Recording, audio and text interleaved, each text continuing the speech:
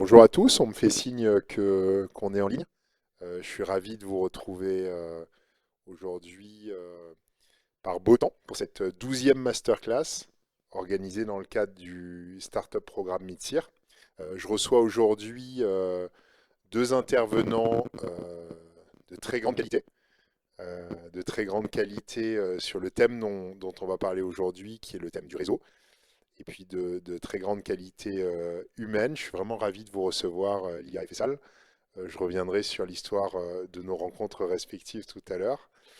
Euh, Tous les 2 mois, nous réunissons autour d'une table ronde des entrepreneurs, des professionnels, des experts pour discuter et pour partager leurs expériences, leurs conseils pratiques autour d'une thématique clé de l'entrepreneuriat.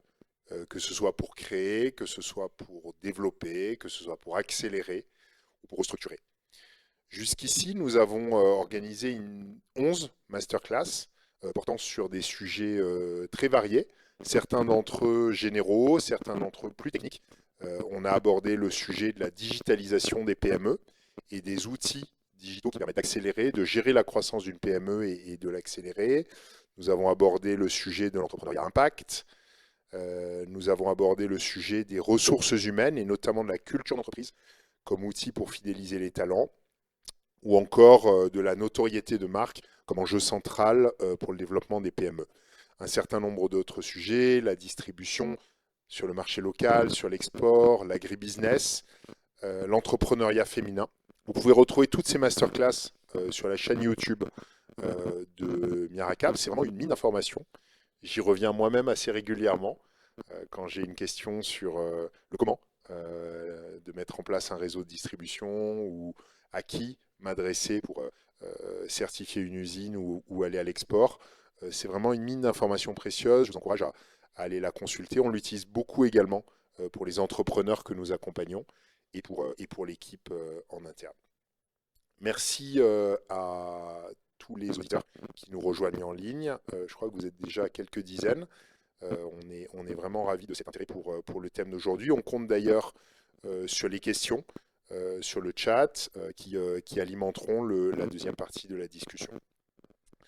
Comme d'habitude, je tiens à rappeler que ces masterclass s'inscrivent dans le cadre de renforcement de capacité pour des entrepreneurs, des jeunes entrepreneurs, que nous disposons au sein du Startup Programme MITSIR, qui est un accélérateur de start-up à impact sociaux et environnementaux positifs, un accélérateur d'entreprises partout sur le territoire qui génère des effets positifs pour la conservation de l'environnement et pour le développement des communautés locales.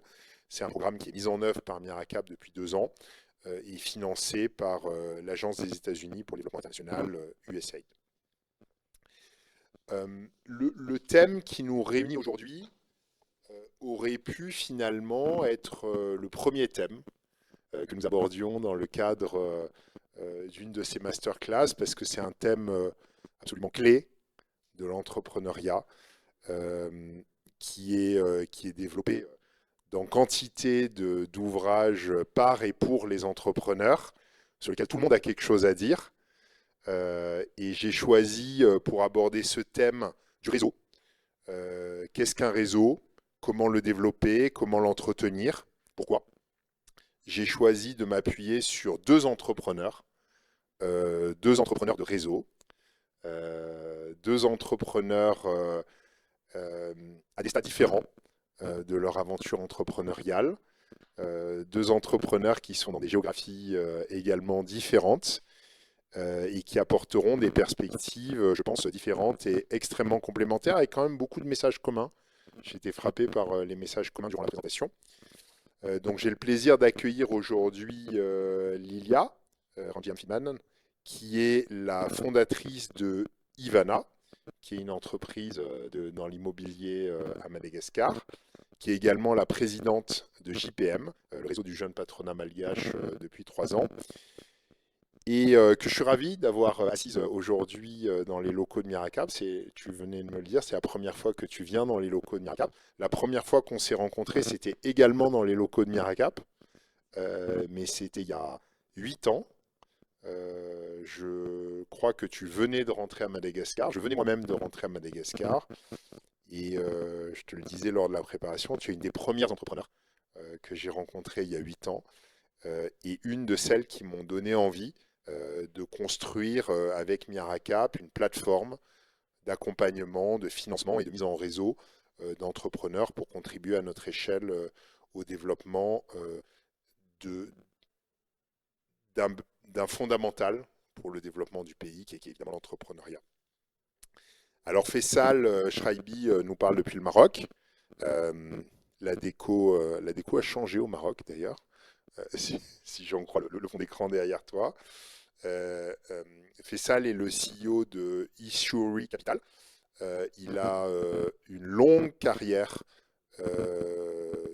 à très haute responsabilité dans le secteur du digital, de la tech, dont il nous parlera tout à l'heure, et notamment chez SAP. Et Faisal est un ami de 25 ans. Quand on parlera de réseau, on parlera de la constance et de la durée de ces réseaux. Je suis ravi aujourd'hui de pouvoir m'appuyer voilà, sur quelqu'un dont j'ai suivi le parcours avec beaucoup d'intérêt ces 25 dernières années, alors encore plus depuis qu'il est devenu entrepreneur. Euh, voilà, donc aujourd'hui, Faisal est à la tête de deux entreprises, deux startups principalement, dans le conseil et la stratégie et dans la transformation digitale avec un focus sur l'intelligence artificielle. Merci beaucoup à tous les deux d'être avec nous aujourd'hui. Comme d'habitude, j'ai été trop long. On attaque. Le thème du jour, développer et entretenir son réseau, pourquoi et comment. On va commencer, si vous le voulez bien, par une présentation. Euh, Lilia, à toi l'honneur. Merci d'être avec nous aujourd'hui. Est-ce que tu peux nous raconter qui tu es, ce que tu fais aujourd'hui, et nous en dire un peu plus sur voilà, ton parcours d'entrepreneur? Merci beaucoup. Merci beaucoup de m'avoir invité aujourd'hui. Donc, je m'appelle Lilia. Je suis entrepreneur depuis un peu plus de 8 ans, je pense. Et aujourd'hui, j'ai une entreprise qui s'appelle Ivana qui accompagne des personnes qui habitent à l'étranger à construire un projet immobilier à Madagascar en le sécurisant d'un côté financier, foncier, technique. Je suis aussi présidente d'un groupement qui s'appelle JPM, qui est le Jeune Patronat de Madagascar, qui est un groupement patronal qui est membre du GEM et qui est la vice-présidence du GEM. Donc je suis aussi vice-présidente du GEM. Voilà. Et pourquoi tu es rentré à Madagascar? Pourquoi je suis rentrée à Madagascar? En fait, j'ai étudié à l'étranger, donc j'ai fait pas mal de pays, et plus je voyageais, plus j'avais envie de rentrer. Parce que je voyais tout ce développement qu'on pouvait voir dans tous les pays où je suis allée. Et en fait, ça n'a de sens que si tu as fait partie de ce développement-là. Et en fait, je me sentais pas à ma place, quoi, parce que c'était pas des pays où je pouvais marquer ni l'histoire ni mon histoire. Donc j'ai décidé de rentrer parce que je me suis dit que c'est ici que je peux et que je dois apporter quelque chose. Et le pouvoir et le devoir, je pense que ça va vraiment ensemble parce que j'aurais pas pu faire ça ailleurs. Et je suis convaincue que je suis née malgache pour une très très bonne raison et que c'est forcément par hasard sur 180 pays d'être née ici. Donc je suis rentrée ici pour en tout cas apporter à mon échelle l'impact que je peux apporter. Il peut être tout petit comme il peut être grand, je ne sais pas. Enfin, je suis pas encore à la fin de ma carrière, j'espère. Donc voilà, c'est une envie de venir apporter quelque chose. Ok, et tu peux nous en dire un tout petit peu plus sur Ivana? C'est quoi l'idée de départ? Où vous en êtes aujourd'hui? Quels sont les services que vous proposez? Un peu plus concrètement. Alors au début, ça partait d'une idée de... Alors, c'est parti un peu loin. Dans ma tête, au début, c'était juste vendre des maisons à des gens qui habitaient à l'étranger, qui n'avaient pas la personne de confiance sur place pour pouvoir confier ce type de projet. Et au fur et à mesure des discussions avec, en tout cas, ceux qui sont intéressés à construire et ceux qui construisent vraiment, ça s'est transformé en, en un vecteur de sécurité, en fait. Au-delà de la confiance, c'est de la sécurité foncière. Donc être sûr que mon bien il est sécurisé foncièrement, c'est de la sécurité financière, être sûr que si j'investis, je suis sûr de pouvoir louer à tel prix, à tel type de personnes, donc je dois investir tel type de montant. C'est la sécurité technique, ça veut dire que je peux travailler avec un architecte qui, lui, est dans un ordre d'architecte, qui ait une bonne réputation, qui a quand même un track record, et que je puisse travailler avec des ingénieurs aussi qui ont un track record et que je suis rassurée sur la technicité de mon bien. Donc c'est la question de la sécurité. Au-delà de la sécurité, en fait, il y a quand même la petite magie, la petite magie de créer une maison qui puisse être, qui soit une belle maison, mais belle dans la manière où nous, on la définit en tant que belle. Donc c'est la forme qui épouse le fond. Donc en fait, on le fait d'une manière responsable. Et c'est ce qui fait qu'elle est belle. Et on le voit après sur la maison finale qui, normalement, est censée être belle. Bon, je ne sais pas si tu as gagné beaucoup de clients aujourd'hui, mais moi je suis convaincu. Et donc, allier la magie à la sécurité, ça donne envie. Tu peux nous dire un mot rapidement de JPM et du coup du rôle que tu y joues? Alors JPM, ça fait vraiment partie de mon histoire parce que j'ai vendu mes premières maisons avec JPM. Donc je suis partie à Paris et c'est donc JPM à Paris qui avait organisé une conférence avec sur l'immobilier. Enfin, c'était un prétexte pour que moi je puisse vendre mes maisons. Et en fait, le JPM aussi a été créé il y a 30 ans par des personnes qui, comme moi, avaient envie de rentrer à Madagascar et d'impacter Madagascar, de faire partie du secteur privé à Madagascar. Donc c'est au niveau de l'histoire et des valeurs et de ce qu'on prône, au fait, je me reconnais beaucoup dans le JPM et c'est pour ça que je me suis présentée à la présidence il y a 2 ans. Donc c'est une question de... euh, c'est une envie de faire les choses qui me correspondent. Donc, ça, c'est le JPM au-delà on en parlera tout à l'heure du réseau, mais au-delà du réseau, c'est les valeurs. Euh, et ensuite, le JPM fait aussi partie après du GEM qui fait que ça devient un peu plus institutionnel. Ok, merci Lilia. Donc on a une entrepreneur, représentante des entrepreneurs au sein d'un réseau et qui du coup, euh, sur la base de ces deux casquettes, apportera un éclairage super riche sur le thème d'aujourd'hui. Un autre entrepreneur qui est rentré au pays et qui quitte sa chaise au moment où je m'apprêtais à lui proposer d'intervenir, c'est formidable, c'est la magie du direct. Faisal, je suis vraiment content de t'avoir avec nous aujourd'hui. On s'est beaucoup suivi ces dernières années et tu fais partie, je crois, de ces entrepreneurs qui ont intégré dans leurs veines, sous la peau et dans toutes les neurones de leur cerveau l'intérêt, la valeur du réseau. Je voudrais te proposer de commencer par te présenter, revenir sur ton parcours et où tu en es aujourd'hui. Et je crois que l'angle du retour au pays est intéressant aussi.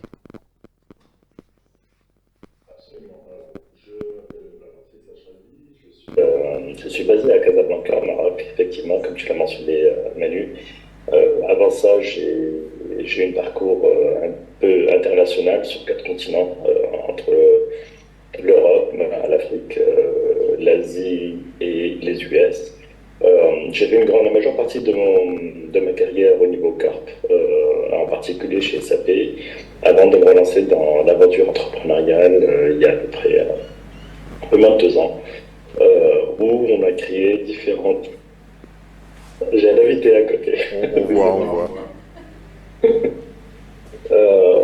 Une aventure entrepreneuriale dans laquelle on a créé en fait différentes entreprises. Donc je suis resté j'ai démarré par mon activité principale qui était le conseil et l'aide à la transformation. On accompagne différents grands groupes et PME dans leur aventure de transformation digitale, en particulier autour de la mise en place de solutions ERP, de CRM, mais avec un focus particulier aujourd'hui sur l'innovation en mettant en place des solutions AI dans différents domaines, que ce soit dans l'industrie, que ce soit dans la relation client, de manière à pouvoir justement avoir des vecteurs de compétitivité.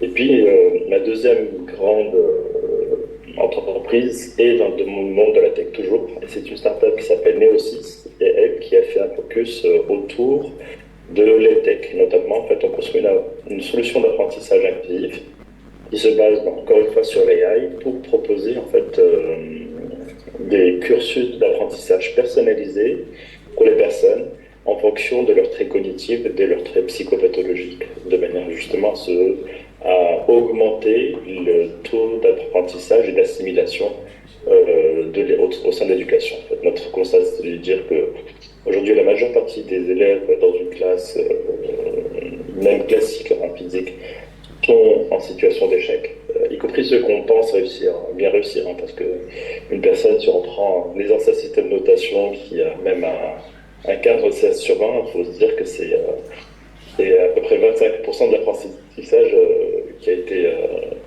qui n'a pas été assimilé. Donc aujourd'hui, l'objectif, c'est vraiment d'assimiler, de maximiser ça, et puis en faisant un focus sur la méthode delivery, qui sera vraiment adaptée à chaque personne. Voilà. Et puis, on a d'autres entreprises, notamment dans le monde du bien-être, avec une chaîne de centres holistiques que nous sommes en train de développer. Voilà. Donc, ce sont les 3 domaines aujourd'hui dans lesquels nous intervenons à travers Sure Capital. Et pour la petite histoire, tu es à la fois ingénieur en informatique et diplômé d'une école de commerce, la même que la mienne en l'occurrence. Et donc après cette grande carrière internationale, tu as décidé de faire un double saut dans l'entrepreneuriat et de retour chez toi au Maroc. Quelles ont été les motivations de ce double saut? Alors, le saut était principalement motivé par un désir de contribuer. Alors, moi, j'ai toujours été quelqu'un qui était fortement drivé par la notion de cause, donc de vouloir contribuer, de vouloir aider, de vouloir apporter une brique à l'édifice. Et justement, après avoir apporté cette expérience, cette expertise au sein des grands groupes internationaux en Europe, et que le Maroc était vraiment en pleine voie de développement au début des années, enfin, la deuxième décennie 2000. Je suis entré en 2012 exactement, je commence à préparer mon retour en 2011. Je me disais qu'il fallait que j'apporte également ma petite contribution à ce niveau-là. Donc il y avait un nouvel essor de développement, les entreprises étaient en train de passer de nouveaux caps, et justement ces caps se devaient de venir à travers des transformations majeures dans leur manière de réfléchir, dans leur manière d'organiser leur process, dans leur manière de planifier leur organisation. Et donc justement, c'est ce qui m'a motivé à rentrer. Et donc ça a été un double. Hein. D'abord, il y a une motivation où j'ai créé mon entreprise de conseil, d'une part, mais également je me suis beaucoup investi dans l'entrepreneuriat et notamment dans le mentorat. J'ai rejoint des associations dans lesquelles j'étais moi-même mentor d'autres, même si j'étais jeune entrepreneur à l'époque, et mentor d'autres jeunes entrepreneurs pour justement les accompagner à structurer leurs projets. Et puis j'ai un peu appris sur le tas également en leur apprenant besoin de partager voilà, mes connaissances. Mais c'est justement, c'est quelque chose, cette cause, ou en anglais on dit purpose, vraiment quelque chose qui a été un fil directeur à travers toute ma carrière, que ce soit dans le corporate ou que ce soit dans l'entrepreneuriat. Et c'est l'une des valeurs que je porte et qui me sont chères. Donc fondamentalement, on va le retrouver également dans mes différentes aventures ou différentes étapes de développement au Maroc. Très bien, merci beaucoup. Merci à tous les deux. On rentre dans le vif. Bon, donc vous l'avez compris, on est avec deux entrepreneurs qui sont animés par le sens, par la mission, par la cause, et qui l'ont démontré de la manière la plus claire possible, à la fois en rentrant chez eux, apporter ce qu'ils avaient appris, en créant, et puis en s'engageant dans des réseaux, tous les deux. Donc on est bien pour démarrer. On va faire très large. C'est quoi un réseau? C'est quoi votre définition du réseau? Et à quoi ça sert? Euh, on a démarré avec Ilia tout à l'heure. Faisal, lors de la préparation euh, de notre échange, tu m'as sorti quelques punchlines. J'en ai retenu une. Le réseau, c'est une grosse boule à facettes de feedback. Est-ce que c'est que ça?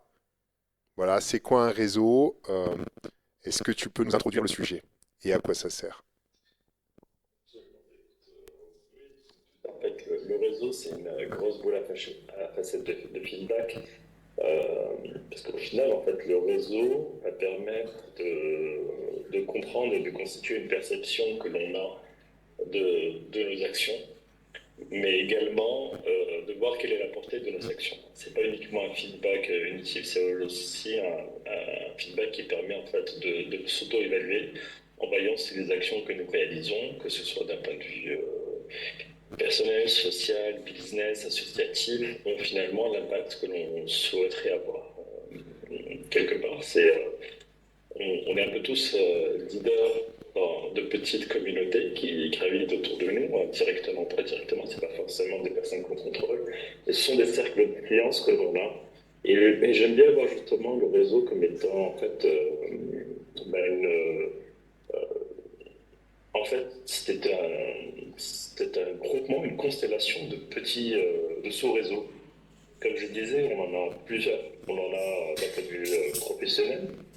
On va se constituer un réseau de clients, de partenaires, tout un écosystème, et qui est souvent dissocié complètement d'un réseau social, nos amis, notre famille, qui va être dissocié également d'un réseau, par exemple, sportif. Et même en fonction du sport que l'on a, si on fait du tennis d'un côté ou si on fait de l'escalade, on va avoir des réseaux différents. Et donc on va se constituer en fait tout un ensemble de réseaux à un certain moment. Et chaque réseau est un élément en fait, d'apport de valeur. Donc on a cette réflexion justement qui nous permet de voir qui on est, mais c'est également de constituer quelle est la valeur que l'on peut apporter à ce réseau-là et quelle est la valeur que peut nous apporter ce réseau-là.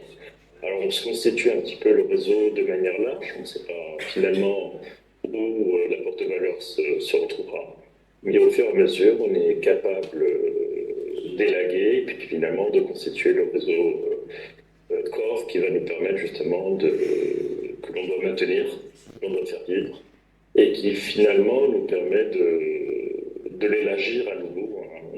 C'est les degrés de séparation.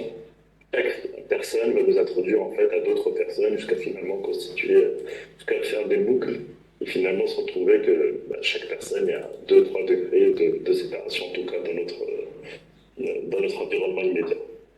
Alors, donc pour moi, le réseau, c'est véritablement ce maillage de valeurs que l'on va essayer d'interconnecter à travers les différentes expériences.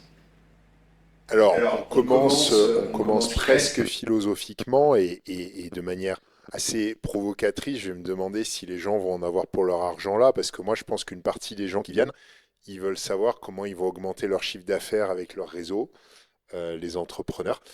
Et là, on commence par dire un réseau, c'est finalement un écosystème qui nous permet de savoir qui on est. Et c'est un écosystème dans lequel il faut qu'on apporte de la valeur. On prend un peu le contre-pied de la vision classique qu'on a du réseau. C'est moi, mon réseau, c'est je vais aller filer des cartes de visite à des événements pour gagner des clients.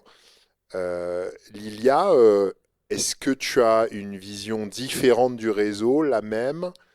C'est quoi pour toi un réseau? Elle n'est pas forcément différente, mais je veux dire que ça s'ajoute. Moi, je vois le réseau comme un parcours sur tout le long d'une carrière. C'est clair que mon réseau maintenant n'est pas le même que quand je suis arrivée, qui se construit de différentes manières, que ce soit organique, que ce soit proactif, que ce soit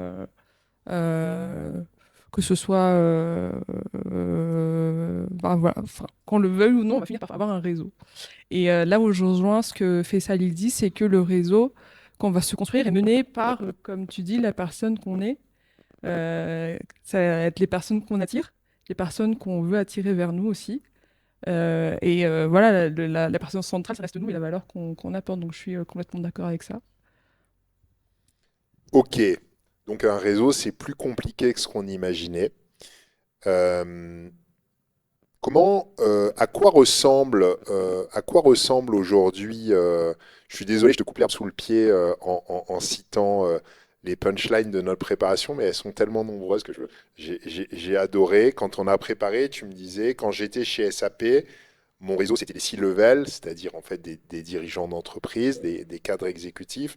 Maintenant que je suis entrepreneur, mon réseau, c'est tout le monde. Est-ce que tu peux développer un peu, c'est quoi toi ton réseau personnel? Comment tu l'as construit? Et aller un petit peu plus loin, que la métaphore de tout à l'heure sur la boule à facettes. Concrètement, à quoi il te sert à toi? Qu'est-ce que tu lui apportes? Voilà, absolument. Et donc, en fait, oui, tu as très raison. Et mon réseau était. Je prends une forme qui est radicalement différente. Alors, il va s'élargir, évidemment.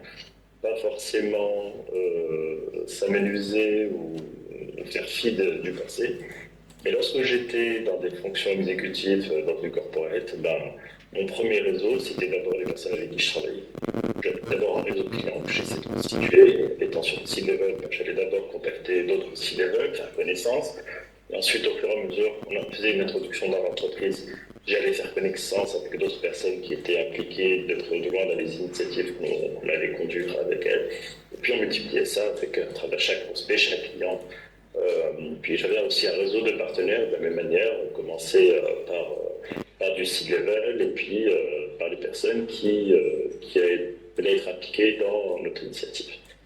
Donc finalement, en fait, on avait un réseau qui était construit dans un moule très particulier et on utilisait ce même moule-là à travers toutes les différentes interactions qu'on a. En tant qu'entrepreneur, c'est radicalement différent. En tant qu'entrepreneur, en fait, aujourd'hui, on prend des initiatives qui sont totalement différentes. On est dans une phase de test de manière permanente. Quand on est entrepreneur, on a un business model. Et ce business model va évoluer de manière régulière. On peut être très spécialisé dans un domaine, mais bon, en tant qu'entrepreneur, on peut avoir une population qui est très large, en B2B ou en B2C. Et finalement, nos clients peuvent être tout le monde. Et donc, il est nécessaire, en fait, d'avoir un réseau avec toute personne. Et si on reprend d'un point de vue plus business, ça va du C-level jusqu'à la personne qui est dans le shop floor ou qui est un vendeur dans un magasin. Si on est dans le B2C, ben, c'est monsieur tout le monde qui représente toutes les catégories sociales, qui représente absolument tout type de démographie.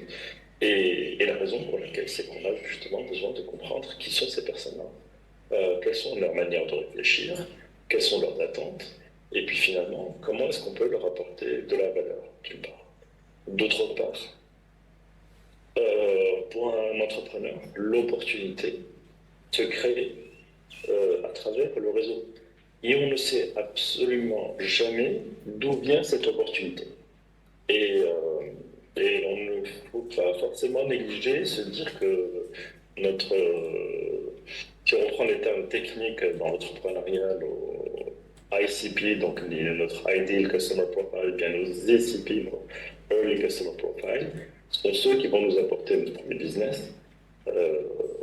On fait beaucoup de business, très souvent au détour de conversation, de discuter avec quelqu'un qui dit tiens, en fait, je connais quelqu'un que ça pourrait intéresser, je connais quelqu'un qui pourrait.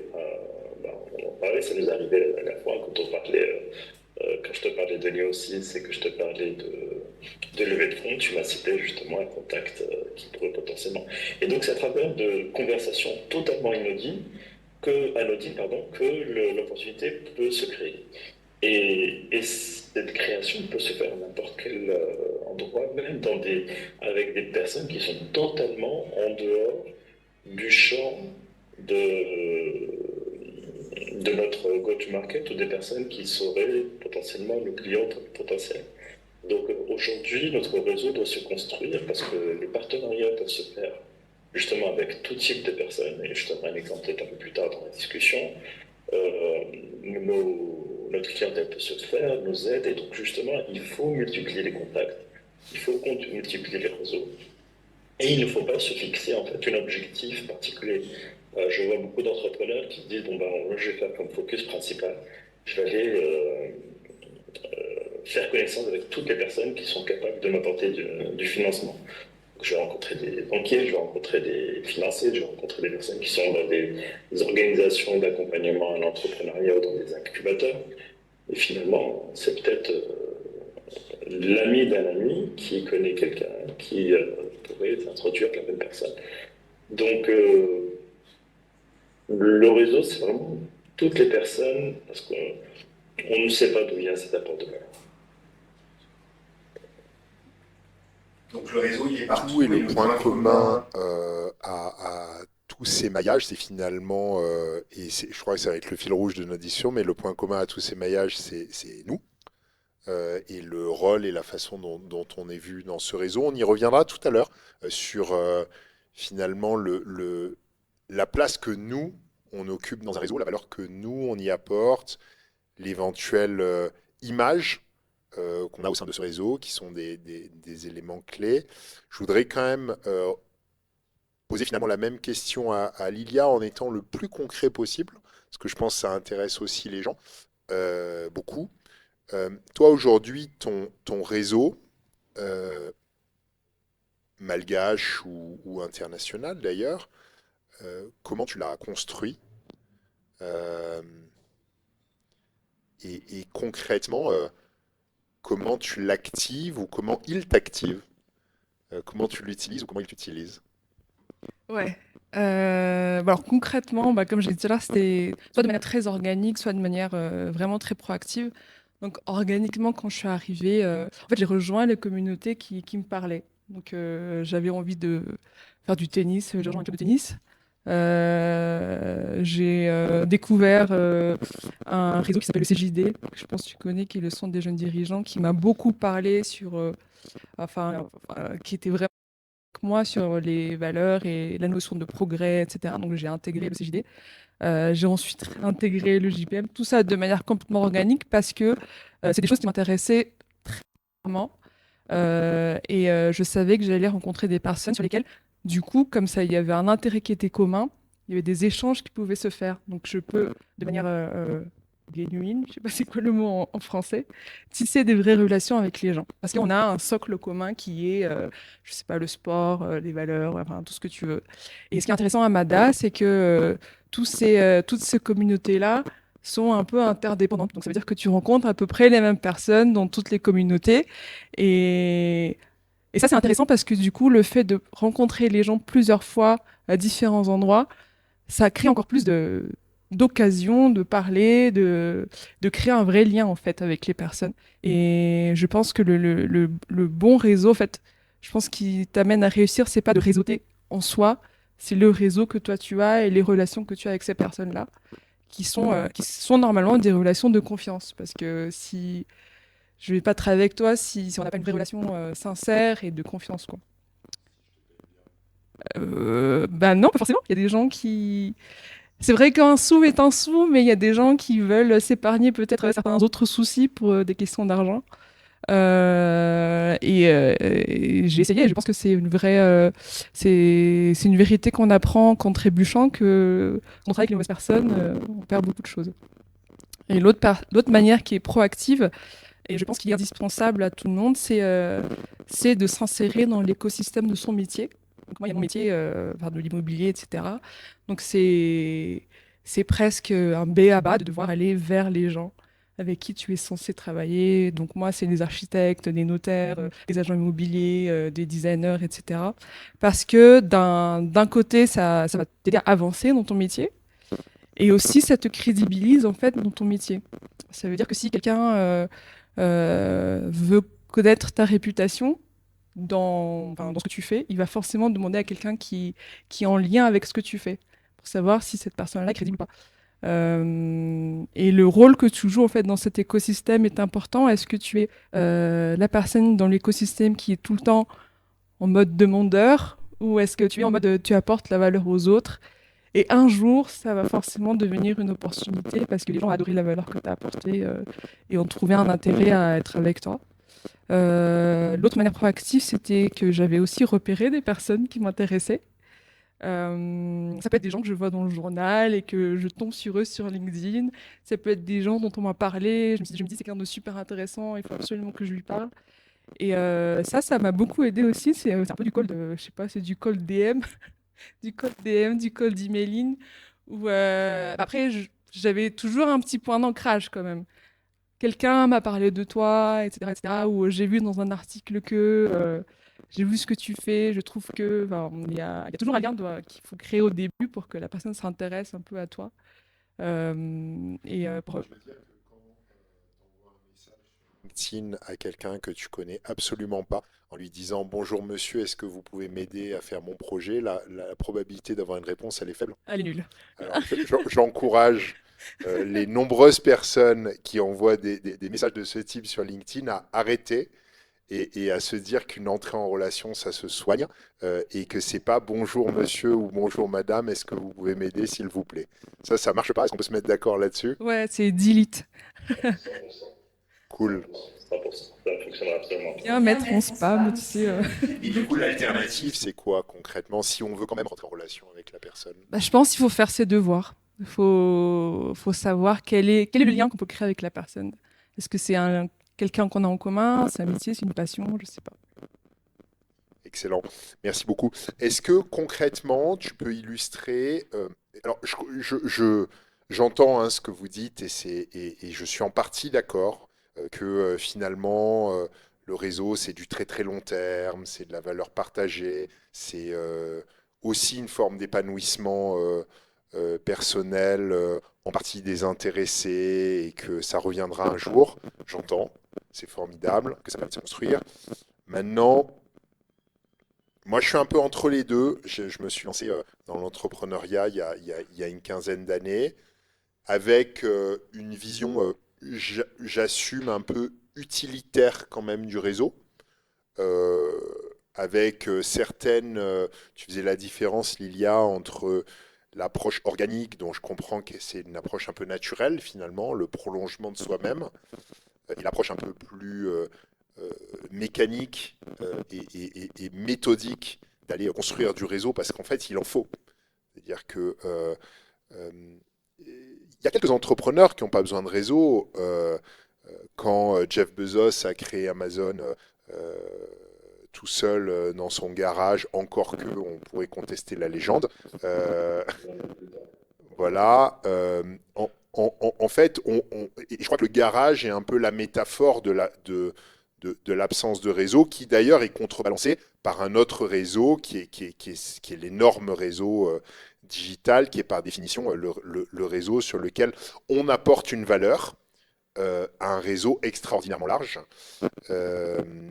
avant de pouvoir en retirer le fruit. Et donc c'est peut-être pour ça qu'on a moins besoin d'aller taper à toutes les portes et filer des cartes de visite. Ceci dit, moi je garde une approche un tout petit peu utilitaire du réseau, je l'assume. Je crois à la valeur d'un carnet d'adresse, je crois à la valeur d'une recommandation, je crois qu'on peut utiliser le réseau pour vendre. Euh, J'entends aussi ce que vous dites sur la valeur de très long terme, mais j'aimerais que vous veniez un peu sur mon terrain à moi. Et donc, je voudrais te demander, Lilia, un exemple euh, de quelque chose à quoi ton réseau t'a servi concrètement, au-delà de ton épanouissement personnel, que j'entends, et de ta vision d'entrepreneur de long terme. Est-ce que tu peux nous donner finalement quelque chose que tu as eu grâce à ton réseau, que tu n'aurais pas eu sans, et comment? Euh, j'ai eu des partenariats intéressants. J'ai fait un partenariat avec une banque récemment qui s'appelle BMOI, qui va du coup financer les biens de tous ceux qui sont à l'étranger parce qu'ils ont un service spécial diaspora. Et encore une fois, c'est parce que les gens savent que je fais ça pour la diaspora. Donc il y a toujours le côté où on attire les personnes. J'ai embauché des personnes. Donc, pour recruter, je trouve que c'est franchement une très très bonne méthode aussi. Est-ce que j'ai eu des clients? J'ai eu des clients par recommandation.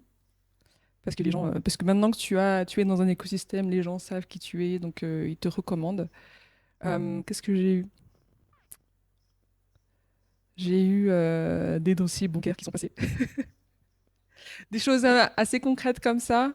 J'ai eu des conseils sur mon entreprise. J'ai eu des feedbacks, tu vois, comme Faisal il le dit. Des feedbacks super, super intéressants que j'aurais jamais pu trouver toute seule.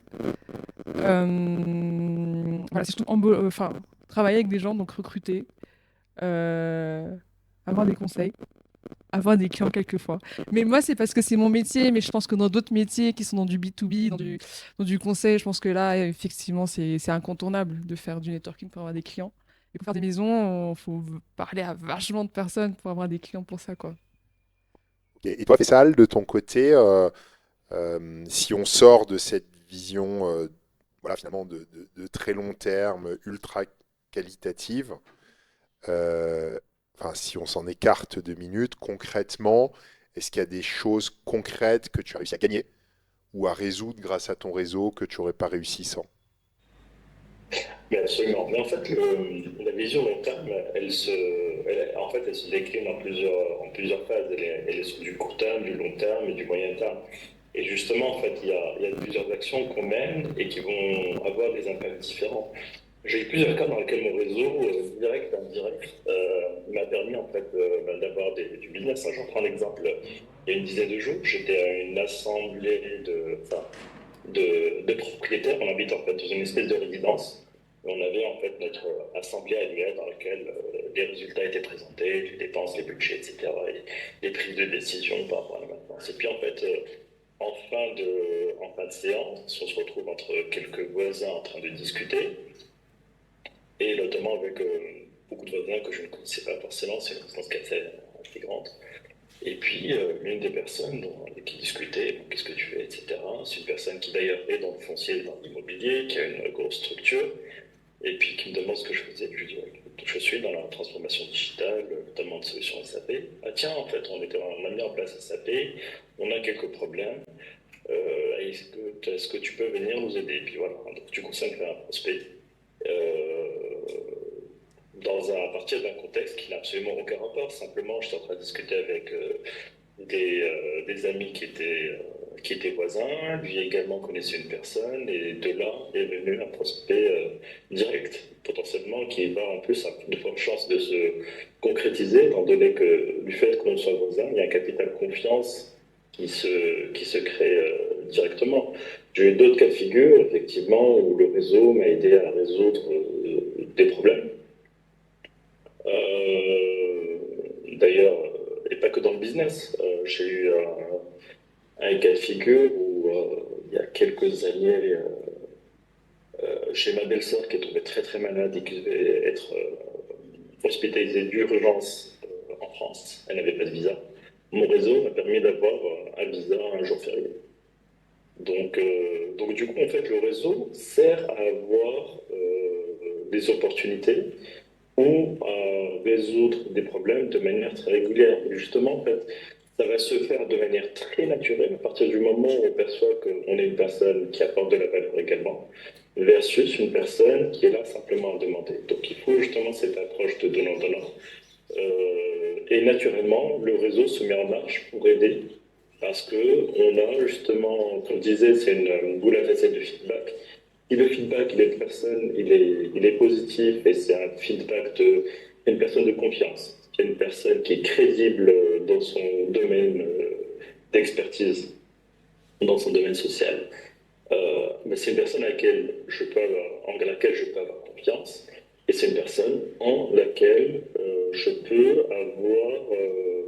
peux m'engager d'une manière ou d'une autre. Quand je suis passé entrepreneur, j'ai de nombreuses personnes qui m'ont appelé d'elles-mêmes pour me dire, Faisal, il faut qu'on travaille ensemble avec ta nouvelle structure. Pourtant, j'étais une nouvelle structure, il n'y avait rien, qui n'avait même pas d'employé à l'époque, qui n'avait aucun track record pour venir et dire, bon, on est capable de faire des projets avec vous.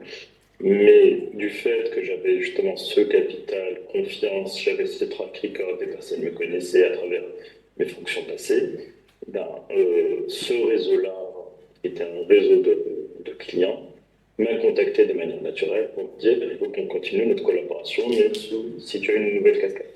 Donc le réseau, en fait, sert de manière très utilitaire. Et je le disais pendant la préparation, en fait, finalement, le réseau a deux fonctions. Soit il a une fonction utilitaire, comme on le dit, soit il a une fonction qui nourrit l'ego. Celle qui nourrit l'ego, bon, elle peut faire plaisir à certaines personnes, très bien pour elles. Mais finalement, le réseau a une fonction très utilitaire. Maintenant, il faut savoir comprendre son réseau pour qu'il ait cette utilité.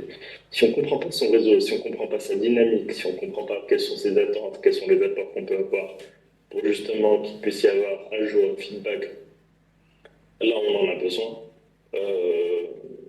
ça ne marchera pas. C'est une dynamique permanente. Ça revient au titre également de la masterclass. Le réseau doit s'entretenir.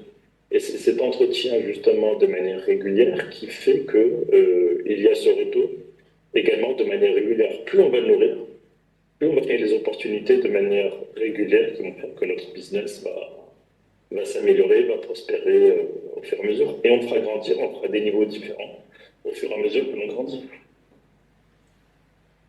Vous écoutez, je me demande si je sollicite pas trop mon réseau, parce que moi je l'utilise tous les jours. Et en fait, j'ai un réflexe d'entrepreneur depuis 15 ans qui finalement m'a pas tant desservi que ça. En tout cas, j'en ai pas l'impression, mais du coup, ça me questionne sur l'image que j'ai dans ce réseau et ça va nous amener au thème de l'image qu'on a dans un réseau et de l'influence qu'on peut en avoir. Moi, j'ai cette question tout le temps, dès que j'ai un problème, c'est finalement qui je peux appeler. Parce que après une vingtaine d'années de carrière, précédée par 7 ans d'études, qui sont, je crois, une des sources les plus importantes du réseau. Finalement, on a cité quelques sources de réseau, là, hein. On a cité un peu la famille. Euh, alors, on va dire c'est peut-être beaucoup. On n'a pas encore parlé de l'église ou du temple, mais je crois que c'est un réseau loin d'être anecdotique. On a parlé de l'école et notamment l'université avec des vrais réseaux forts qu'on peut utiliser. Et puis après, il y a la vie professionnelle dans laquelle finalement le réseau qu'on construit professionnellement euh, se nourrit du nombre d'expériences qu'on réalise professionnellement, mais en même temps de l'intensité et de la durée de ces expériences. En clair, si en 10 ans vous passez par 10 boîtes, vous aurez peut-être la chance d'avoir construit 10 réseaux différents, mais ça sera a priori des réseaux assez faibles. On a parlé du sport. On n'a pas encore parlé des réseaux sociaux, on va en parler tout à l'heure. Donc finalement, tous ces réseaux-là qui construisent ce fameux maillage de réseaux denses dans lequel on joue un rôle, moi j'avoue l'utiliser tous les jours par réflexe en me disant, OK, qui j'appelle? Et je le fais pas plus tard que ce matin à 9 heures, j'étais au téléphone avec un banquier que j'ai rencontré dans un autre cadre pour accélérer le traitement d'un dossier d'entreprise.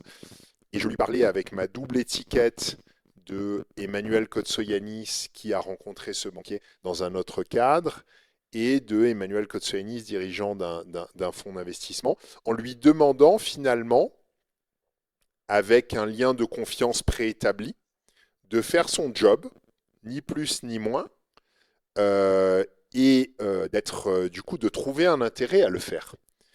Et donc là-dessus, moi j'avoue, et donc c'est peut-être moi mon conseil également sur l'utilisation du réseau, moi j'avoue ne pas inciter à ne pas l'utiliser, à l'utiliser le moins possible. J'avoue au contraire ne pas me restreindre sur l'utilisation du réseau.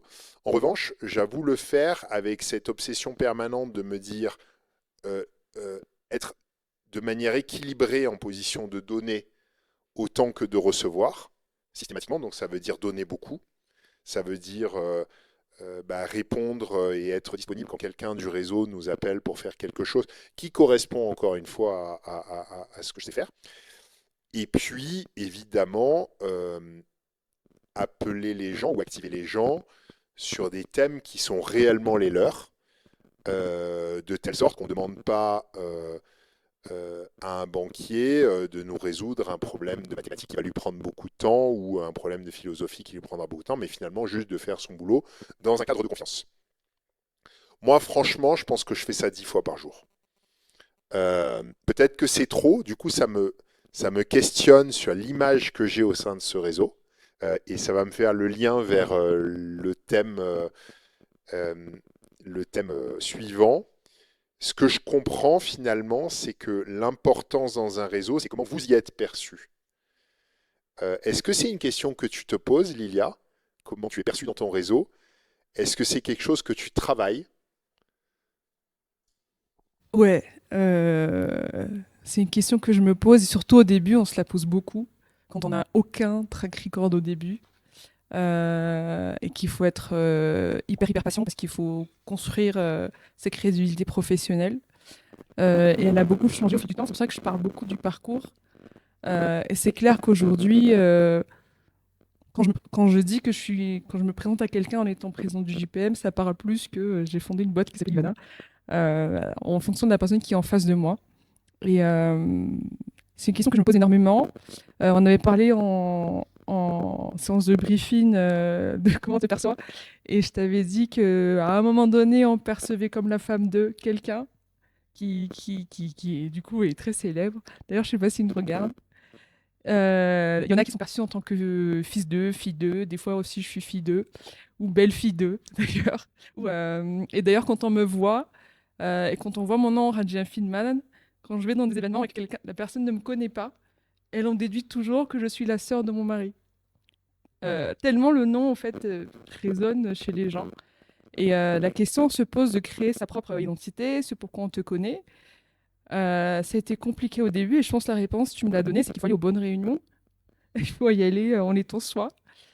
Et au fil du temps, en fait, j'ai appris à en faire une force pour créer du lien avec les gens. Donc s'il y a quelqu'un que je connais pas, j'essaie de lancer la petite touche. En fait, tu me connais pas, mais je suis la femme de machin que tu connais sûrement. Donc ça devient un lien que je crée avec les gens. Le fait de l'utiliser avec beaucoup de, on va dire, d'aisance et de... en fait, quand ça te gêne, ça se voit. Et le fait de l'utiliser pour moi et à mon aisance, je trouve que ça fait du bien aux gens.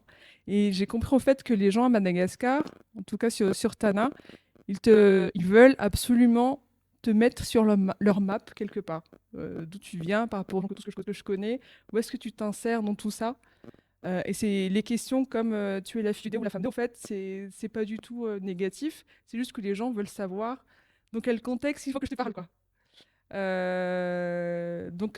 important, le point d'ancrage est important. Et après, une fois que le point d'ancrage il est fait, là, tu te mets en avant. Et plus le temps passe, plus ça va. Je sais pas si ça répond à la question, ce que j'ai dit. Ça répond en partie et avec beaucoup de sincérité. Pour la petite histoire, quand je suis rentré à Madagascar, j'ai levé un fonds d'investissement dans lequel j'ai réuni 15 investisseurs qui ont apporté 11 milliards et demi d'ariars. Pour ceux qui comprennent pas les ariars, ça fait un peu plus de 3 millions d'euros à l'époque, ce qui est pas mal d'argent. Et à l'époque, j'ai levé en grande partie parce que j'étais le fils de Michel. Et parce que ma mère, hôtelière bien connue des entrepreneurs et des familles de Madagascar et d'ailleurs, avait finalement instauré un lien de confiance avec les gens à travers le fait de les accueillir bien. Et donc j'avais ce nom-là, qui en plus d'être le nom de ma mère, était le nom de ma grand-mère et de mon arrière-grand-père, qui était dans le paysage depuis assez longtemps. Donc ça m'a servi. Et je te rejoins. Ça m'a servi. Alors déjà, je ne l'ai jamais nié, c'est-à-dire que je suis resté intègre. Donc j'ai pas cherché à cacher que j'étais le fils de Michel ou que j'avais un nom de famille à consonance grecque. Je l'ai un petit peu utilisé, mais surtout très rapidement, ça m'a juste servi à dire bonjour. Et après avoir dit bonjour et avoir établi un petit début de confiance, j'ai fait mon job, qui est tout simplement de venir avec mon offre de valeur, mes engagements, et puis ma demande claire à d'autres, aux interlocuteurs, et en fait, ça a marché. Euh, Faisal, de ton côté, comment tu imagines être perçu dans ton réseau? Est-ce que c'est quelque chose auquel tu penses et que tu travailles? Donc, est-ce que tu travailles, en fait, on appelle ça, je crois, le personal branding, ou en tout cas, enfin, personal branding, ça fait référence plutôt aux réseaux sociaux, mais est-ce que tu travailles ta personne sur ton réseau? Est-ce qu'elle est 100% intègre avec ta personne à la maison? Est-ce que c'est un sujet important pour toi? C'est un sujet qui est important et c'est un sujet effectivement qui se travaille. C'est un sujet que j'ai travaillé de manière différente et que je fais évoluer en fonction des contextes. Mais je pense qu'il faut avoir une conscience de l'image que l'on projette. Je suis très surpris parce que l'image que je projette est très différente de l'image qui est perçue. Très souvent, on me fait des remarques plutôt positives, hein, grâce à Dieu, mais plus positif que ce que j'aimerais. Mais en tout cas, c'est quelque chose qu'on travaille. On travaille parce que justement, il faut avoir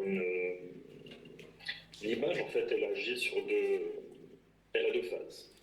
Elle a la première phase qui est d'avant-contact. Donc il faut projeter une image, de dire, ok, la personne, on ne se connaît pas, soit on se connaît de loin, soit on se connaît un petit peu, on se connaît bien.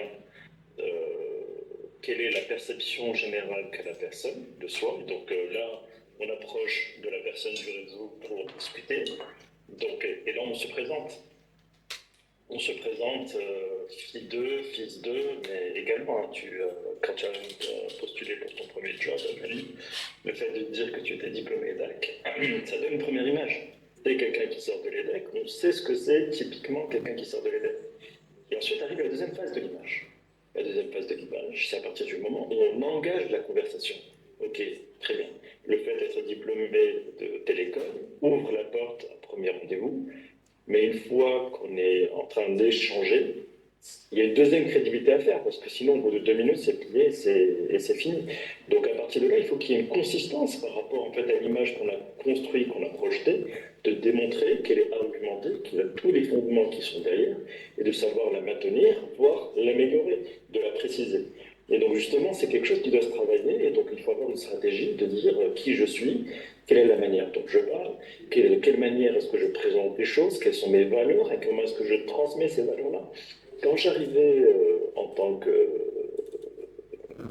quand je vais voir des clients, des personnes qui vont venir accompagner pour faire la transformation digitale, il y en a beaucoup. Et il y en a beaucoup qui vont venir, qui vont parler de technologie, on va faire de l'AI, on va venir faire révolutionner le monde, vous allez en avoir pour votre argent, et ça va être super, ça va être la belle vie. Et puis moi, j'ai choisi d'avoir une approche qui est différente, qui est beaucoup plus pragmatique, de dire au client, ok, très bien, bonjour monsieur le client, voilà. Moi, j'ai des capacités, mais je ne peux rien vous proposer tant que je ne sais pas qui vous êtes. Alors, je sais de manière générale que vous êtes en tel domaine d'industrie, vous faites ça, voilà vos clients. De manière générale, par rapport à votre industrie, c'est des problématiques, mais j'ai besoin de comprendre qui vous êtes. Et ensuite, je vais proposer un plan qui est beaucoup plus pragmatique, avec des quick wins, pas forcément de gros investissements. Je vais parfois aller à contre-courant par rapport à ce que je veux faire, parce que je pense que c'est la meilleure des choses à faire. Je vais leur expliquer pourquoi. Et tout ça fait partie d'une personnalité, d'une image que l'on va construire, que l'on va projeter.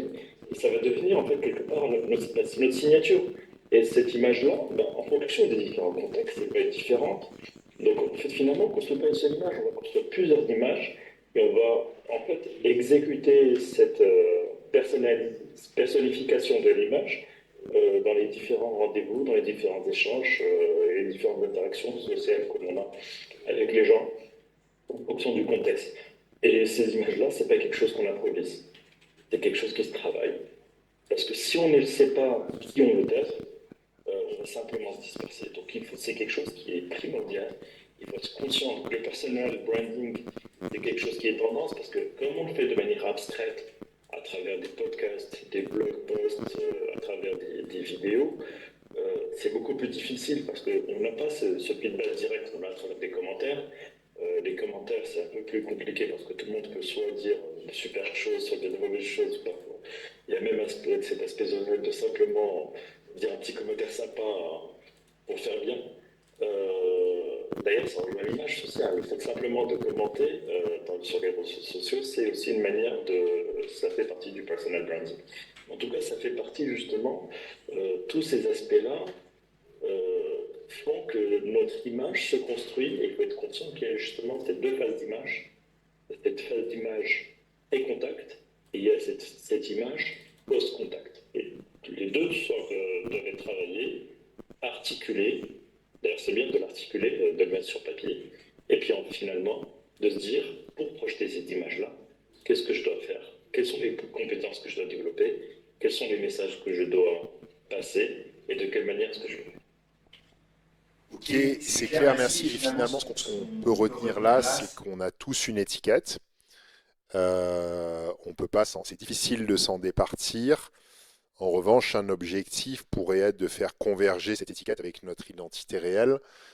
Et ça s'appelle l'intégrité. finalement, être quelqu'un qui fait les efforts au bon endroit pour être la version la plus proche de la projection et de l'image qu'il a dans son réseau. À ce titre, je voudrais basculer sur l'histoire des réseaux sociaux, euh, qui est, euh, qui est un réseau parmi d'autres, avec des règles de fonctionnement un petit peu particulières. On est tous les trois présents sur les réseaux sociaux et à des degrés d'activité plus ou moins variés. On se rejoint beaucoup, notamment avec Fessal. En ce qui me concerne, alors je suis assez actif sur LinkedIn que j'utilise pour de deux manières. La première, c'est qu'aujourd'hui, on crée avec Miaracap une entreprise qui ressemble davantage à un écosystème qu'à une entreprise. Et dans cet écosystème dans lequel on a des investisseurs, des collaborateurs, des actionnaires, des partenaires, on essaye d'avoir un point commun, un partage autour d'une mission. Et donc c'est un point de ralliement finalement de cet écosystème, cette mission étant d'impacter avec les entrepreneurs. Et j'essaye de faire de cette plateforme un point de ralliement de personnes qui sont toutes différentes, qui ont toutes des objectifs différents, mais qui ont ce point commun et quelques valeurs partagées autour de l'impact avec les entrepreneurs. Je voudrais également euh, euh, donner une note des raisons pour laquelle j'utilise les réseaux sociaux. Je me livre un peu et je vous demanderai de faire la même chose. Moi, j'aime bien l'idée euh, d'avoir un espèce de accountability partner, c'est-à-dire finalement un partenaire qui te met face à tes responsabilités et qui te rappelle régulièrement les engagements que tu as pris. Et je crois que l'image qu'on construit, c'est un engagement qu'on prend et sur lequel il est difficile de revenir. Et donc quand on déclare quelque chose, ça nous oblige à d'abord les penser et ensuite les mettre en œuvre et à devenir la personne qu'on expose. En tout cas à l'être. Et d'ailleurs en vrai à la devenir, puisqu'on n'est jamais complètement, on est toujours en mouvement. Euh, J'assume qu'il y a également une vision utilitaire. De notre côté, on a un énorme enjeu de recrutement et je reçois entre 3 et 4 candidatures tous les jours, plus des opportunités d'investissement.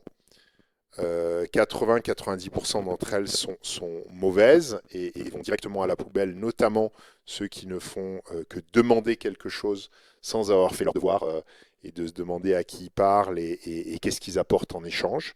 Ça, c'est un vrai conseil sur LinkedIn. Voilà, moi, c'est comme ça que j'utilise ces réseaux. Également beaucoup pour apprendre. On parlait tout à l'heure de l'utilité d'un réseau, c'est aussi d'apprendre, de s'enrichir, cette curiosité, cette ouverture. Donc on découvre des choses.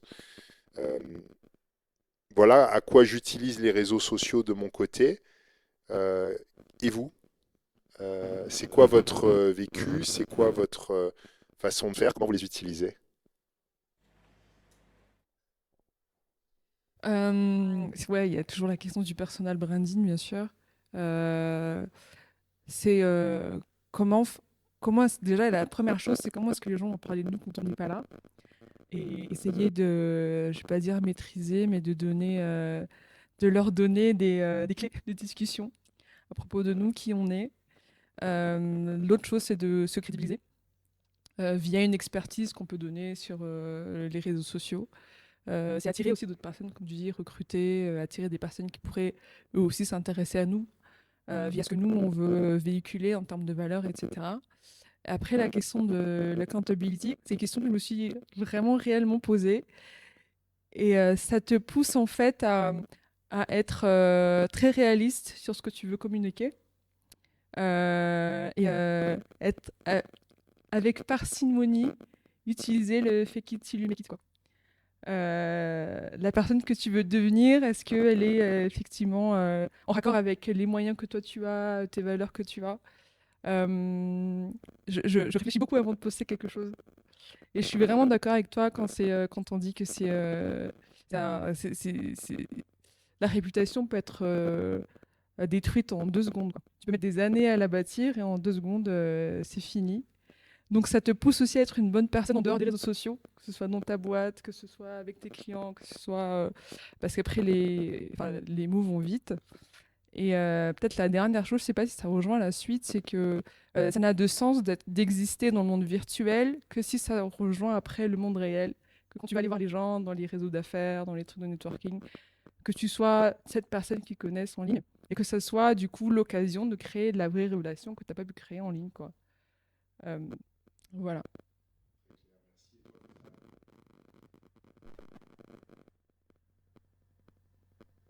Alors moi, j'ai une utilisation qui est aussi très, très importante des réseaux sociaux. J'ai une communauté qui est assez importante. J'ai une newsletter qui regroupe à peu près 3200 personnes, qui est très axée sur le leadership, pas forcément sur mon cœur de métier, mais c'est un peu mon partage d'expériences d'entrepreneur que j'essaie de communiquer à travers des do and do. Et par exemple, une des choses que j'ai commencé à faire, c'est de rejoindre cette authenticité finalement dans la manière dont je crée mes posts. Je vais beaucoup parler en fait d'éléments de vie parfois personnels, d'accord, qui vont se rapprocher, qui vont servir justement à ma ligne directrice globale. Mais je vais parler, par exemple, parfois il y a des posts dans lesquels je vais citer mes enfants. Et mes enfants, en fait, la raison pour laquelle, c'est qu'ils font à un âge très bas, ils font du sport de compétition, donc ils représentent des valeurs de leadership, de résilience, de prise de décision un peu particulières, un peu atypiques. Donc ça permet d'illustrer pour se dire que finalement, c'est pas une fois qu'on est des chefs d'entreprise qu'on doit commencer à avoir ces réflexions et qu'on doit commencer justement à avoir ces attitudes-là.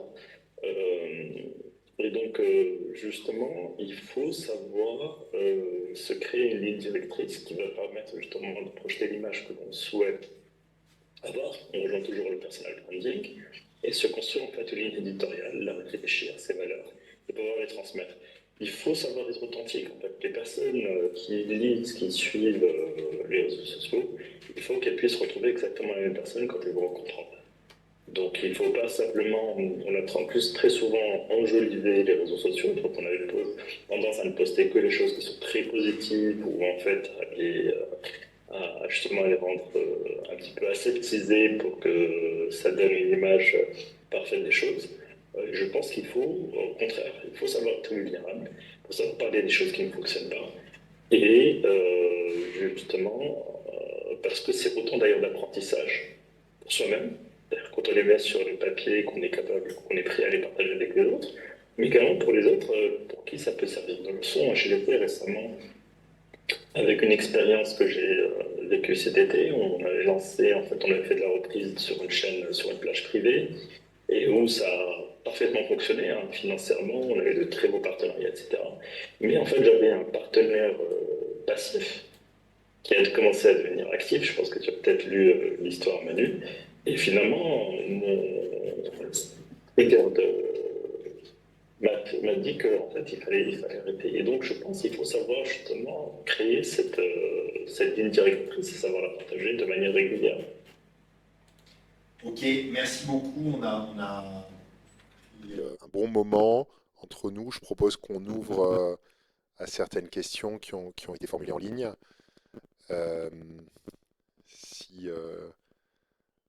Si c'est possible d'en avoir une partie. Alors, il y en a pas tant que ça, il y en a eu pas mal en avance. Bon, déjà, merci pour le feedback. On nous demande ah, bah, c'est une vraie question à Madagascar, et je pense que la question se pose au Maroc, et je pense que plus les écosystèmes sont petits et comment dire, plus les écosystèmes sont petits et moins ils sont développés, plus la question se pose. Finalement, comment on peut faire pour intégrer un réseau avec un assez haut niveau quand on ne fait pas partie d'une grande famille? C'est une question qui résonne pas mal à Mada, je pense. C'est une raison, ça doit résonner au Maroc. Je ne sais pas si vous pouvez y répondre finalement. Est-ce que vous voulez donner quelques éléments de réponse? Je pense que ça dépend des réseaux, mais tous sont au moins assez hypocrites pour dire que tout le monde est bienvenu. Et j'ai jamais utilisé en tout cas le nom de famille de mon mari pour intégrer un réseau. Mais je pense que ça revient vraiment à ce qu'on a dit sur qui tu es, ce que tu fais, pour que les gens t'écoutent. Et il y a peut-être une question qui est du coup qui est assez terre à terre, mais qui est moins bisounours, c'est que il faut accéder à un poste ou en tout cas de responsabilité ou de représentativité ou de pouvoir, je sais pas, on peut l'appeler comme on veut, mais personne n'invite les gens qui ne sont pas à ces postes-là. Donc pour se faire inviter, il faut être soi-même intéressant quoi, à inviter. Et au-delà de ça, il faut se donner le temps de pouvoir avoir quelque chose à présenter aux gens. Faisal, est-ce que tu veux compléter? Oui, je pense qu'il ne faut pas essayer de brûler les étapes. Parce qu'en fait, la pire des choses, déjà quand on intègre ce genre de cercle, c'est de se crier en fait. Parce qu'une fois qu'on est grillé, c'est très difficile de réparer son image. Donc je pense qu'il faut le faire en bon moment. Ensuite, il y a différentes manières de le faire. Effectivement, c'est d'abord de se créer sur son image. Donc soit parce qu'on est à des postes particuliers qui permettent de le faire, ou alors parce que on représente des valeurs par soi-même qui suffisamment permettent d'avoir la crédibilité pour le faire. Maintenant, il y a deux choses qui sont importantes. Un, il faut identifier quels sont les cercles d'influence autour de ces réseaux-là. Donc en fait, parfois il suffit d'une introduction. Mais par contre, quand on a l'introduction, justement, il faut avoir les épaules qui permettent ensuite d'évoluer, de naviguer dans ces cercles-là. Encore une fois, ce ne sont pas des cercles qui sont simples à gérer. Les exigences sont importantes. Et dans le sens, c'est pas socialement. C'est pas une histoire de social. Ce sont des cercles business. Ce sont des personnes qui, sont prêtes à écouter votre projet business. Mais par contre, il faut être en mesure de pouvoir dire ok, moi j'ai la capacité d'exécuter votre projet, avoir la crédibilité pour le faire et savoir le faire et démontrer qu'on a cette capacité de le faire et l'exécuter surtout parce que quelque part on prend un engagement, il faut savoir respecter cet engagement-là.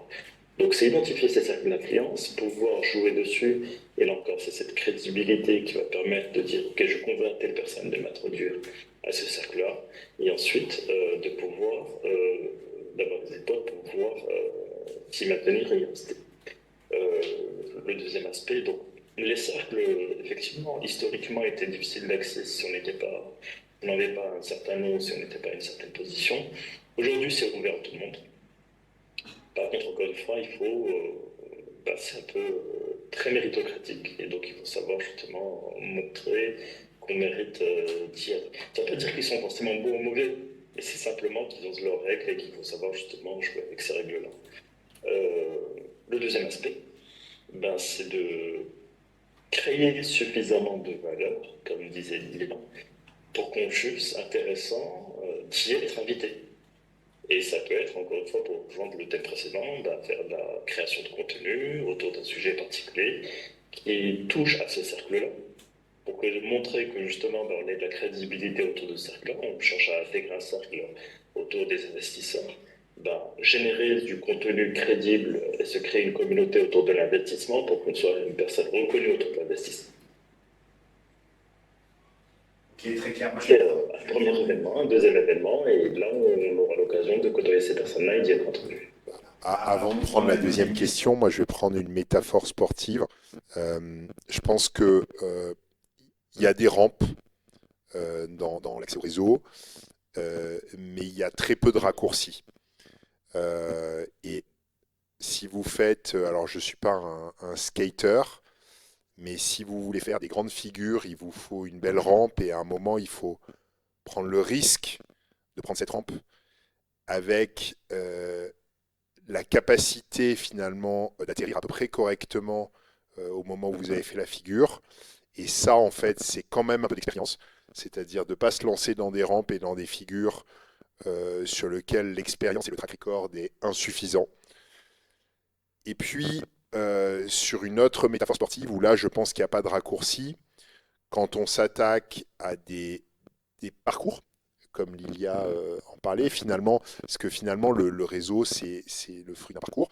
Donc, si on devait prendre une métaphore sportive, quand on veut faire le Tour de France à vélo ou l'UTOP sur les chemins, en fait, il n'y a pas de raccourci.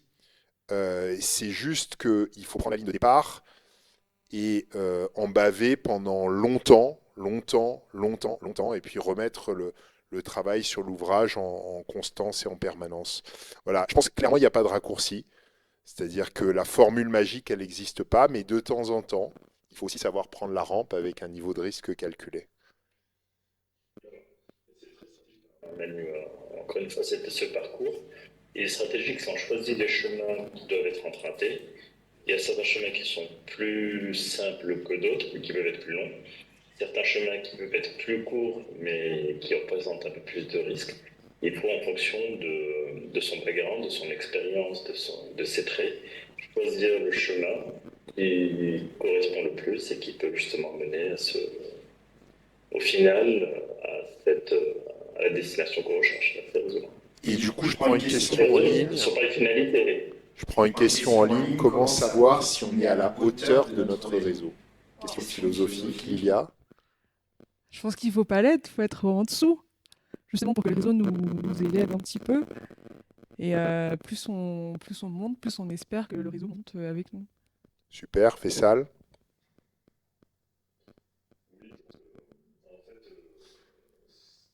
On est à la hauteur de notre réseau. Notre réseau, encore une fois, c'est un feedback de qui on est. Donc, généralement, on aura le réseau de ce que l'on projette, de qui on est, de ce qu'on est capable de faire, de ce qu'on est capable de construire. Donc, on est forcément à la hauteur de notre réseau. Maintenant, c'est à nous d'élever notre réseau au fur et à mesure. Je pense que c'était bien. En clair, assumer que dans ce réseau, on n'est pas le coq au milieu du village. En fait, ça sert à rien. Et c'est d'ailleurs la meilleure façon de se griller dans un réseau. Et finalement, dans tous les réseaux, un des juges de paix pour savoir si on est à la hauteur, c'est qu'est-ce qu'on y apporte. Et en fait, la question du coup, on la retourne, c'est qu'est-ce que vous pouvez apporter à un réseau pour être à la hauteur, en commençant par faire vos devoirs. Et peut-être que ce que vous pouviez y apporter, c'est d'abord un gâteau. Si vous cuisinez bien. Non, mais sérieusement, enfin, quand vous allez à un événement et que vous vous distinguez en ayant fait un bon gâteau, en fait, les gens vont le voir. Moi, je fais partie d'un réseau de chefs d'entreprise dans lequel on est amené parfois à échanger des informations. Et en fait, les gens qui sont à la hauteur de ce réseau sont ceux qui viennent avec une bonne info à partager et pas juste les oreilles grandes ouvertes, des infos qu'il faut prendre, et ça nécessite de préparer, de faire un peu ses devoirs, d'être curieux, de s'intéresser à des choses. Une question très, très basique et elle est super intéressante, et on s'est tous retrouvés dans ces situations-là. Alors de retour à Madame, moi je vous raconte pas comment j'étais mal à l'aise, et parfois je crois qu'il y a des gens qui m'aimaient pas, ou voilà, parce que l'attitude des gens est toujours très dure à lire, et les gens se comportent c'est une espèce de valse permanente dans laquelle on ne se touche pas, c'est-à-dire que les gens nous renvoient ce que nous-mêmes on renvoie. Et donc la question, c'est comment approcher les personnes dans les grands événements. En fait, on va la faire très simple. On arrive dans un grand événement, on connaît personne, on est gêné, ça se voit, on se rapproche maladroitement des gens qui eux-mêmes, en partie, sont aussi gênés d'être là. Et donc, il y a un espèce de jeu de savoir qui va se ridiculiser le premier, ou un espèce de rapport de force de savoir c'est qui le patron. Est-ce qu'il y a une alternative à ça? Quand on est dans un événement où il y a plein de gens, comment on fait concrètement pour pas soit passer sa soirée au fond voilà, à côté du buffet avec un petit verre, chose qu'on a tous expérimenté malgré nos grands réseaux et nos étiquettes, ou tomber complètement à plat au milieu d'une discussion. Comment on se comporte dans un événement comme ça, Lilia?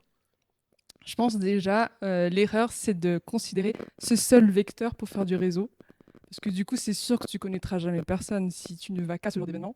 Il faut créer l'occasion où tu rencontrerais les personnes que tu rencontrerais à cet événement dans d'autres contextes pour que tu puisses leur reparler à ce moment-là. Et si vraiment tu connais personne, mais quelqu'un qui t'intéresse vraiment, c'est un tips que j'ai appris quand j'étais à l'étranger, que je bougeais tout le temps, c'est de poser des questions. Small talk, tu poses des questions tout le temps et les gens en fait adorent tellement parler d'eux, c'est leur sujet préféré avant toi, qu'ils vont finir par s'ouvrir. Et en fait, il faut rebondir sur ce qu'ils disent, et en fonction de ce qu'ils disent, voir si ce que tu as à leur proposer les intéresse, quoi.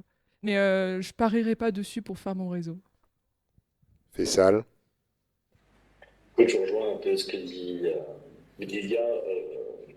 Si on arrive dans un événement dans lequel on ne connaît personne, le meilleur moyen, c'est peut-être de faire un petit tour, d'identifier les personnes qui semblent un peu plus abordables du fait des traits et caractères qui peuvent être semblables aux nôtres, et puis en fait, d'essayer de s'intégrer dans la conversation en posant des questions. Je pense qu'il faut surtout éviter de commencer à discuter, à parler. Ça fait, c'est qui cet inconnu qui vient étaler sa confiture. Donc je pense qu'il faut être très humble dans ces discussions-là. Venir, être à l'écoute, comprendre un petit peu, voir quelles sont les différentes personnes qu'on a autour et commencer par poser des questions, les amener à parler. Ça va créer en fait un climat de confiance parce qu'on va créer ce contact direct. Les personnes sont là pour répondre à vos questions. Donc il y a cet acknowledgement, cette reconnaissance de présence. Et à partir de là, on peut engager sur la conversation et la créer. Et puis arriver à un certain moment, peut-être pas les 30 minutes, avant de demander le nom de la personne en face. Mais voilà. Mais en fait, il faut savoir faire preuve d'humilité et de courage. Et je pense qu'il ne faut pas non plus Se scarifier si jamais on a parlé à personne lors de la soirée, quoi. Partir après le cocktail, c'est pas un péché non plus. Très bien. C'est pragmatique aussi, c'est se fixer Ne un pas se consoler sur le buffet, on vit dans la moitié. Tu sais, Manu, il y a aussi peut-être une manière aussi très, très pragmatique de le faire, c'est de se fixer un objectif en fait à la réunion, de se forcer à ressortir de la soirée avec cet objectif, même s'il est moindre, même s'il n'a absolument aucun intérêt business ou servir de construction de réseau, mais se forcer à se dire en fait il faut que je parle au minimum à 3 personnes différentes et se forcer à parler à 3 personnes différentes, même si ça n'apporte absolument rien du tout. Mais en fait, en s'habituant à le faire, au premier événement, au deuxième, au troisième, finalement, ça va devenir plus naturel, on apprend. Et au 4e événement, les choses font de manière beaucoup plus naturelle. Comme disait Lydia, il y a des chances qu'on recroise des personnes à qui on a parlé les fois précédentes. Ok, je prends. Alors, justement, quel genre de questions? Donc, poser des questions aux gens. Quel genre de questions? Le BABA, hein, qu'est-ce que tu fais? Qu'est-ce qui t'intéresse dans ce que tu fais? Rebondir sur le marché dans lequel ils sont. Mais bon, il faut avoir fait ses devoirs aussi. En fait, peu importe la question, en fait, ça peut être j'aime bien ton costume, tu l'as acheté où? L'idée, en fait, c'est de créer le lien, c'est tout. Créer un lien de confiance et au fur et à mesure, la discussion va finir par arriver par ce qui est vraiment intéressant. Est-ce que. Alors, moi, j'ai rencontré un peu ici. Je ne l'ai pas beaucoup rencontré ailleurs. Je l'ai rencontré à Mada. J'ai rencontré dans un réseau des gens qui cherchent à retenir l'attention en provoquant un peu. La question qui gêne un peu, ou l'assurance assez forte, qui suscite l'intérêt, ça marche ça ou pas? Ouais, je pense que le petit culot, ça surprend toujours un peu et puis ça intéresse les gens, quoi. Ce que j'ai fait un jour, c'est qu'il y avait un mec qui était en train de manger, genre, je pense qu'il avait tellement peur d'être là, qu'il avait un plat, genre, il était plein, quoi. Et je lui ai dit, t'es sûr que t'en as assez? Et là, bah, on a commencé à discuter, donc c'est des petites choses. Ok.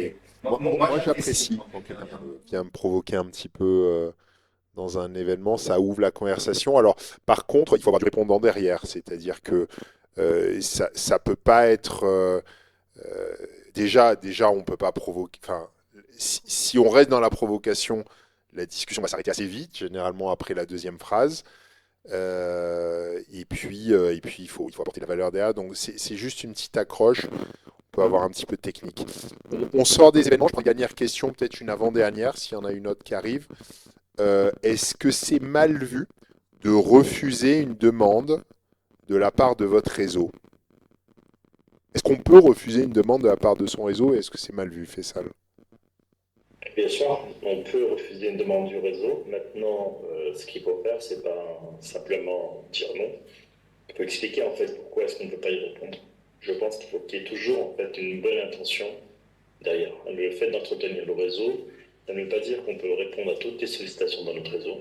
Ça veut dire simplement qu'il y a toujours une bonne volonté qui doit qui doit en fait nourrir les actions. Donc on peut refuser une question, en fait une demande, soit en expliquant pourquoi on ne peut pas. Et à ce moment-là, peut-être proposer une alternative.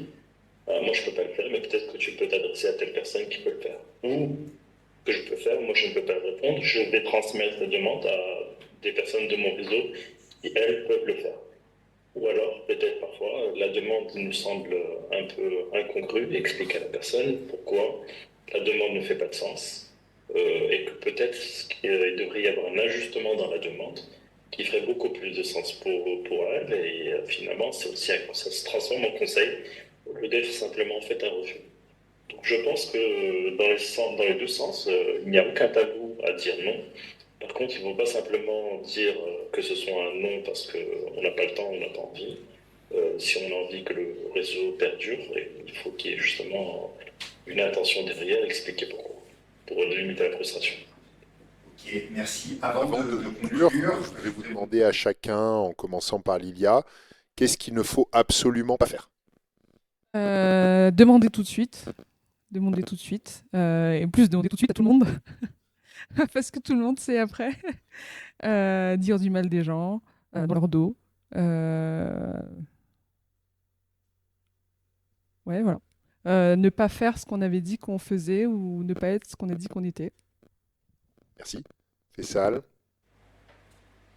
Je rejoins un peu ce que disait Lilia. Un réseau, c'est petit, quelle que soit sa taille. Qu'il se constitue de centaines, de milliers de personnes, c'est un petit réseau. Et finalement, rappelez-vous, il y a 6 degrés de séparation. Donc quand on agit mal, ça va très très rapidement se répandre. Et puis si on va le faire la première fois, la deuxième fois, la troisième fois, force de répétition, bah, ça devient un peu l'image de marque. Donc il faut garder une interaction qui soit clean avec notre réseau en toutes circonstances. Donc il ne faut pas être en demandeur direct. On l'a déjà dit, ni permanent. Et il ne faut absolument pas parler de manière négative des gens. Je le confirme, mais ça c'est fondamental. Parce que, encore une fois, c'est un moyen de se crier très très rapidement. Enfin, à Madrid comme au Maroc, comme dans beaucoup d'endroits, hein, c'est le bouche à oreille est un facteur qui est très très puissant dans ces communautés-là, dans ces régions-là. Donc ça va très très vite. Et puis je pense que le dernier point, c'est qu'il ne faut surtout pas prendre de haut son réseau. On ne se jamais penser qu'on est meilleur que les autres. Et puis prendre les gens de haut, il faut toujours faire preuve d'humilité dans les interactions, quelle que soit la personne avec laquelle on interagit. Et parce que bah, le réseau tourne, les gens évoluent dans le réseau, et puis les gens discutent dans le réseau. Et si on a cette image d'être justement le coq au milieu de la basse-cour, bah, finalement c'est une image qui est très superficielle, dont personne ne veut, et le réseau va petit à petit s'éloigner de la personne. écoutez, merci beaucoup. On a passé une belle heure et demie ensemble. Moi, ça m'a beaucoup intéressé, avec un point de vue qui rejoint en partie ce que je pense du réseau dans le très long terme. Et en même temps, vous avez compris, j'avais envie de vous titiller un peu sur, OK, concrètement, comment on l'utilise pour recruter, pour gagner des clients, pour lever des fonds.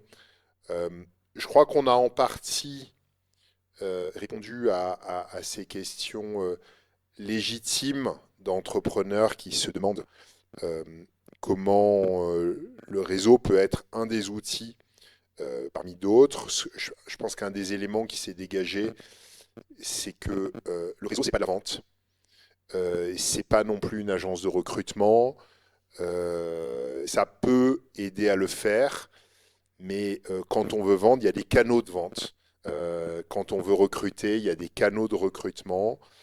Et le réseau peut éventuellement être un complément de réassurance pour gagner en efficacité sur ces créneaux.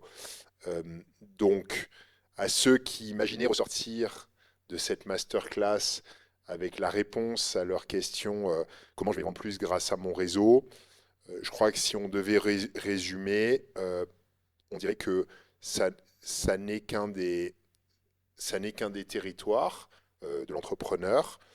C'est un territoire qui se construit dans le très long terme,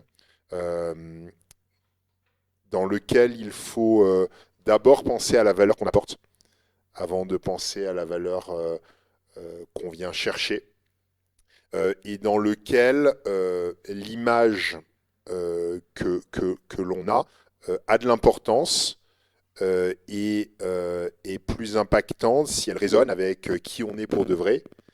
Donc en clair, être authentique, être cohérent, tenir ses engagements, faire ses devoirs. On a retenu également qu'un réseau permettait d'apprendre, que les réseaux étaient multiples. Alors c'est vrai qu'Amada, ils se croisent beaucoup quand même.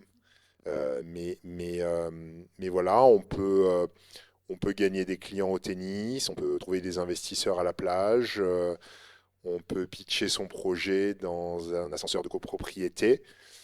Et encore une fois, on retrouve en fil rouge la question de l'authenticité et de la cohérence, de ne pas être différent chez JPM, chez Ivana et au tennis. Ça aide beaucoup à bien utiliser ces réseaux. Moi, j'ai retenu, je vous demanderai si vous voulez rajouter quelque chose ou retenir un élément clé. Moi, il y a un mot que j'ai retenu, un mot sans S et un mot avec S, c'est le mot de valeur.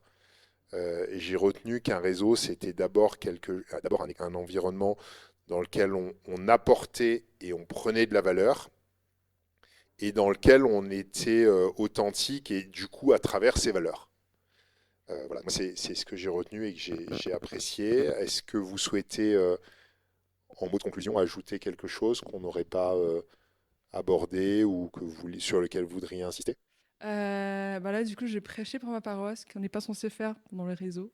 Et si vous voulez rejoindre un réseau inclusif, bah, venez au JPM. Le JPM est ouvert vraiment à des personnes qui n'ont pas de nom de famille célèbre.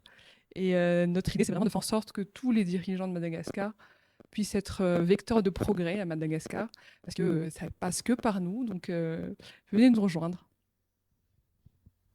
Merci beaucoup. Faisal. Alors je pense que le réseau effectivement c'est un gros filet que l'on doit tisser une par une. On commence par pas d'accord toute longue, et puis en fait à nous de pouvoir d'abord d'apprendre à mailler d'une part, et puis ensuite de construire son maillage au fur et à mesure. Alors jamais en fait un filet qui va permettre de pêcher le cachalot dès le départ. C'est compliqué d'ailleurs. Mais par contre, il faut se dire, je vais commencer par des petites sardines, et au fur et à mesure, je vais commencer à agrandir mon filet, je vais pouvoir faire des choses et pêcher des poissons un peu plus gros. Là, pour prendre un peu la métaphore.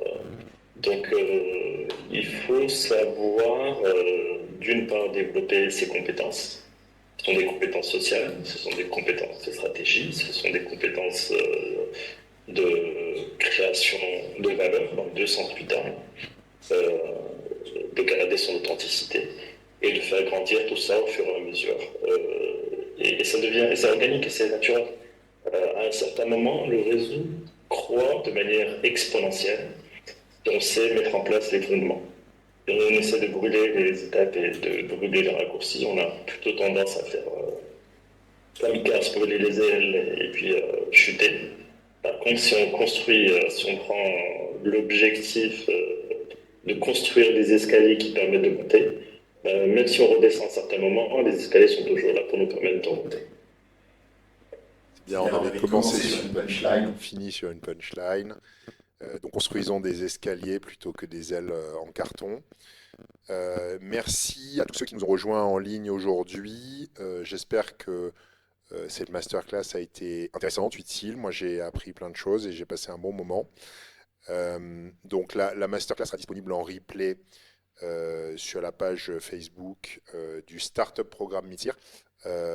et également sur la chaîne YouTube de Miaracap. On va également la diffuser à l'ensemble de la base de données du réseau finalement, des personnes qui ont assisté au masterclass cette année. On souhaiterait continuer à proposer des thèmes qui intéressent au maximum les personnes qui nous suivent. Donc n'hésitez pas à nous suggérer, soit sur les réseaux sociaux, soit en réponse aux mails, des thèmes, des intervenants à vous proposer d'ailleurs. C'est aussi ça, se lancer.